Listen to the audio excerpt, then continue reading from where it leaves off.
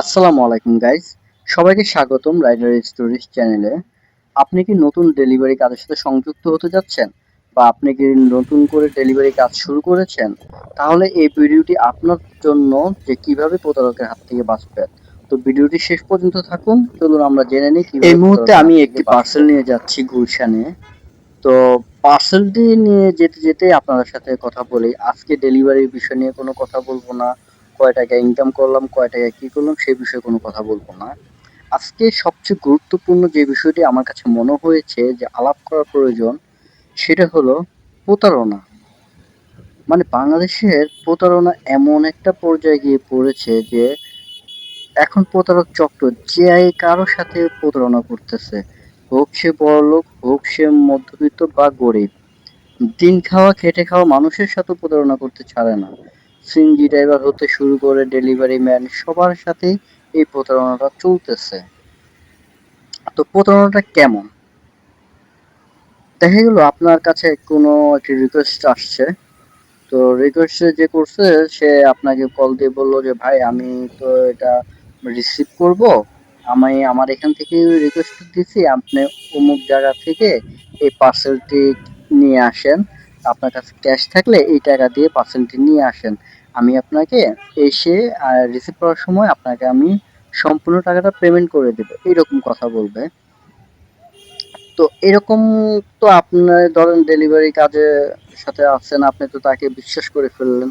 আপনি তাকে বিশ্বাস করে ঠিকই আপনি পার্সেলটা, দেখা গেছে ১,০০০ টাকা বা ১৫০০ টাকা বা ৫০০, ৬০০, যে অ্যামাউন্টটাই আপনার কাছে থাকুক বা সে যে অ্যামাউন্টের কথাই বলুক, ওই অ্যামাউন্টের মধ্যেই আপনি নিয়ে গেলেন।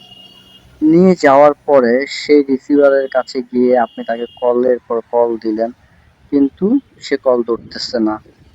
কারণ সে তো প্রতারক, সে আপনার কলটা ধরবে না। কারণ তার কাজ যেটা ছিল, কারণ আপনি যেখান থেকে পার্সেলটা নিয়ে আসছেন বা যার কাছ থেকে নিয়ে আসছেন টাকা দিয়ে, সেখানেই সে তার লোক ছিল। সো তাদের টাকাটা খাওয়া হয়ে গেছে অলরেডি।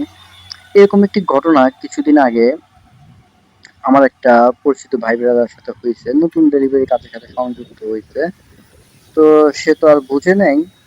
তো তার কাছে এরকম একটি কল আসছিল, রিকোয়েস্ট আসছিল যে আপনার ইসে থেকে, কলাবাগান থেকে পার্সেলটি যাবে গুলশান ২ নাম্বার। তো তাকে বলল যে ভাই, একজন লোক একটা প্যাকেট নিয়ে দাঁড়ায় আছে, তাকে আপনি ১,০০০ টাকা দিয়ে প্যাকেটটি নিয়ে আসেন, আমি আপনাকে টিপসও দিব, বকশিস দিব আপনার ডেলিভারি চার্জের সাথে, এবং এই টাকাটাও আমি আপনাকে দিয়ে দিব, আপনি একটু কষ্ট করে পার্সেলটি নিয়ে আসেন। তো আমাদের ভাই ব্রাদার তো বুঝতে পারেনি, সে পার্সেলটির টাকা দিয়ে ১,০০০ টাকা নাকি তার দাম, সে ১,০০০ টাকা দিয়ে পার্সেলটাই নিয়ে গেল। সে নিয়ে গিয়ে আপন মনে সে তো অনেক খুশি, তাকে বকশিসও দিবে, ২০০ টাকা বকশিসও দিবে বলছে। তো সে সেই আনন্দে নিয়ে গেল।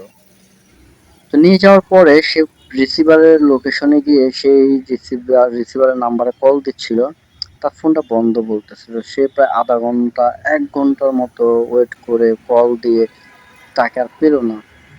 পরে অবশেষে সে পার্সেলটি খুলে ফেললো।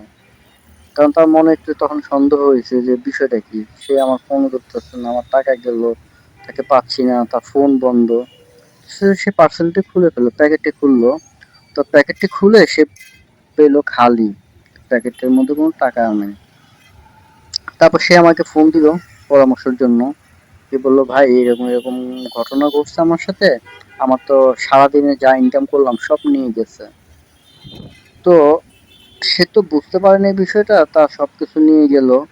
এখন দেখেন, সে প্যাকেটটি খুলে দেখলো প্যাকেটের ভিতর খালি। আর সে আমাকে বলতেছে কোম্পানির সাথে কিভাবে যোগাযোগ করা যায়, কি বলা যায়। তখন আমি তাকে বললাম, দেখো ভাই, কোম্পানি এটা দায়ভার নিবে না। কোম্পানি সবসময় বলছে কখনো কাস্টমারের সাথে ক্যাশ টাকা লেনদেন করবেন না, এবং কাস্টমারেরও কোনো টাকা পয়সা লেনদেন করবেন না। অনেক সময় এমনও হয় যে অনেক সেন্ডার অনেক পার্সেল পাঠায়া বলে যে ভাই, এই কালেকশনের টাকাটা, এত টাকা কালেকশন হবে, এই টাকাটা আপনি আমাকে পাঠায় দেন। কোম্পানির রুলস অনুযায়ী এরকম নাই, কিন্তু আমরা মাঝে মধ্যে এরকম করি, কাস্টমার বুঝে বা সেন্ডার বুঝে, তারপর আমরা হয়তো এরকম করি মাঝে মধ্যে। তার জন্যই কিন্তু আপনি যদি মানুষ না চিনেন, কাস্টমার না বুঝতে পারেন, তাহলে তো আপনি ধরা খাবেন। সারাদিনের রুজি যাবে, কষ্টও করলেন, সারাদিনের টাকাটিও চলে গেল, আর সারাদিন ফ্যামিলি, বউ বাচ্চা সবাই না খেয়ে থাকবে। তো এটা থেকে বাঁচার উপায়টা কি? এটা থেকে কিভাবে বাঁচবেন? এটা থেকে বাঁচার একমাত্র উপায় হলো একটাই, যে যদি আপনার কাছে এরকম রিকোয়েস্ট আসে বা আপনার কাছে যদি ক্যাশ টাকার কথা বলে যে এত টাকা দিয়ে পার্সেলটি আপনি নিয়ে আসেন, আমি আপনাকে টাকা দিয়ে দিব আসলে, বা বকশিস দিব, আপনার ডেলিভারি চার্জের থেকে টাকা বাড়ায় দিব, এরকম বললে আপনি তাকে শুধু একটা কথাই বলবেন, ম্যাম বা স্যার, সুন্দরভাবে ভদ্রভাবে, যে আসলে আমি তো মাত্র আজকে কাজে বের হয়েছি, আমার কাছে এত টাকা নেই, আমি মাত্রই আপনার অর্ডারটাই ফার্স্ট অর্ডার, আমার কাছে আসলে ম্যাম সরি টাকা নেই। কোনোভাবে কোনো কাস্টমারের সাথে আপনি টাকা পয়সা নিয়ে কখনোই লেনদেন করবেন না, কারণ যদি লেনদেন করছেন তো আপনি ধরা খাইছেন। কারণ আপনি কিভাবে বুঝবেন এই মানুষটা রিয়েল না ফেক? সেটা তো বোঝার কোনো উপায় নাই। সো আমাদেরকে সতর্ক থাকতে হবে, কোনোভাবে কোনো কাস্টমার যদি ক্যাশ টাকার কথা বলে সেটা যেন আমরা অ্যাভয়েড করে চলি। অবশ্যই 100% সেটা অ্যাভয়েড করে চলবো, যাতে যাতে না ধরা খাই, আমরা যাতে ক্ষতিগ্রস্ত না হই। কারণ এখন আর বিশ্বাসের জমানা নাই যে আপনি কাউকে বিশ্বাস করে কোনো কিছু করবেন, সেই জমানাটা নাই। সো আপনারা এই পদ্ধতি অবলম্বন করবেন, কখনো কারোর সাথে টাকা পয়সা লেনদেন করবেন না। আর আমার ভিডিওটি যদি আপনাদের কাছে তথ্যবহুল মনে হয়, তাহলে আপনার পরিচিত কোনো রাইডার ভাইদের মধ্যে এই ভিডিওটি শেয়ার করে দিবেন, এবং আপনারা সতর্কতা অবলম্বন করে চলবেন, এরকম কখনোই করবেন না। আমার ভিডিওটি যদি আপনাদের কাছে ভালো লেগে থাকে, অবশ্যই আপনি যদি আমার চ্যানেলে নতুন হয়ে থাকেন, তাহলে সাবস্ক্রাইব করে দিবেন, কমেন্টস করে আপনাদের কথা জানাবেন যে এরকম পরিস্থিতি আপনারা পড়েছেন কিনা, বা এরকম পরিস্থিতি আপনি কি করেছেন সেটা অবশ্যই কমেন্টসে জানাবেন। দেখা হবে আপনাদের সাথে পরবর্তী আরেকটি ভিডিওতে। আল্লাহ হাফেজ।